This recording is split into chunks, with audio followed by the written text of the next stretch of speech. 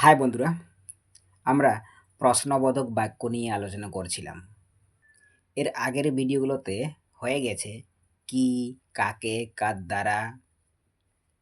এবার হবে কি জন্য, কি জন্য, চেত লাগিত। কি তাহলে? চেত লাগিত। যেমন কিরকম? তুমি কি জন্য যাবে?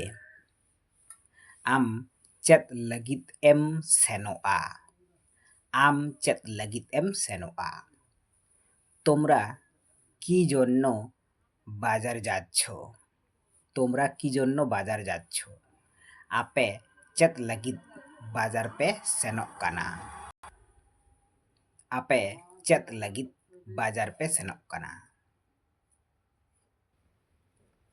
সে কি জন্য কান্না করছে? সে কি জন্য কান্না করছে? উনি চেত লাগিত এ রা এদা। উনি চেত লাগিত এ রা এদা। তাহারা কি জন্য লিখছে? তাহারা কি জন্য লিখছে? উনকু চেত লাগিত কো অল এদা।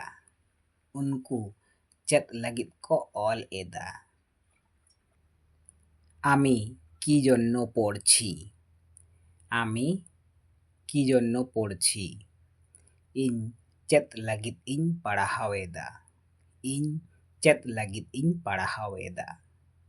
আমরা কি জন্য খেলছি? আমরা কি জন্য খেলছি?